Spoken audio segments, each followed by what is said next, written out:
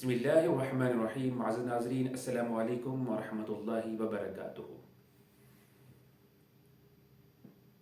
2016 کا ایک واقعہ ہے. جب میں شنگھائی میں ہوتا تھا تو اسی دوران ایک چھوٹا سا بچہ میرے پاس آ گیا. اس کی عمر کوئی 8-10 سال ہوئی.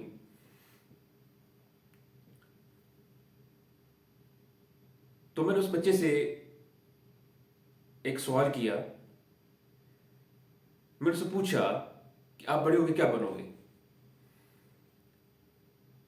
تو اس بچے نے بلا سوچے سمجھے فوری طور پر کہہ دیا کہ میں بڑا ہو کے انجینئر بنوں گا. اس کے بعد فوری میں دوسرا کوسچن میں نے اسے پوچھا کہ آپ اگر انجینئر بننا چاہتے ہیں تو آپ انجینئر کیوں بننا چاہتے ہیں؟ اس کی کیا ریزنز ہیں؟ آپ کسی اور فیلڈ میں کیوں نہیں جاتے؟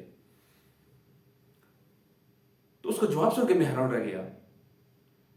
اس بچے نے کہا، انکل بات یہ ہے کہ چونکہ میرے اندر یہ خوبیاں ہیں تو ان خوبیوں کی وجہ سے میں انجینئر بننا چاہتا ہوں. تو کچھ یہ خامیاں بھی ہیں، اس وجہ سے میں کسی اور فیلڈ میں نہیں جا سکتا. میں بڑا حیران رہ گیا.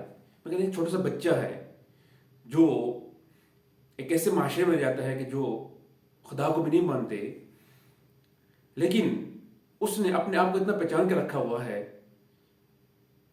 کہ اس کو معلوم ہے کہ اس کے اندر کیا خوبیاں ہیں، کیا خامیاں ہیں. اور چھوٹا وہ بچہ ہے لیکن اس کو ابھی بھی معلوم ہے اور اس کو پتا ہے کہ مستقبل میں نے کیا کرنا ہے. تو معزز ناظرین، اقبال کی شاعری کو بھی اگر ہم ایک لفظ میں بیان کرنا چاہیں، وہی لفظ خود شناسی ہے. یعنی انسان اپنے آپ کو پہچانے کہ اللہ تعالیٰ نے انسان کے اندر کیا قابلیتیں، کیا خوبیاں رکھی ہوئی ہیں. ان خوبیوں کو آئیڈینٹیفائی کرنا، ان کو پہچاننا، اس کے مطابق اپنی زندگی گزارنا، یہ بہت بڑی کامیابی ہے.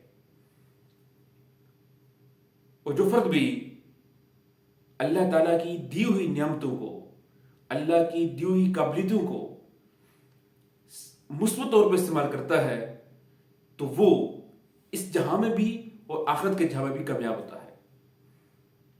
اور جو فرد رب تعالیٰ کی دی ہوئی نعمتوں کی ناشکری کرتا ہے، اس کو پہچانتا بھی نہیں ہے یا پھر اس کو منفی طور پر استعمال کرتا ہے، تو اللہ تعالیٰ اس کو دنیا میں بھی خوار کرتا ہے اور آخرت میں بھی ذلت اس کو برداشت کرنا پڑے گی.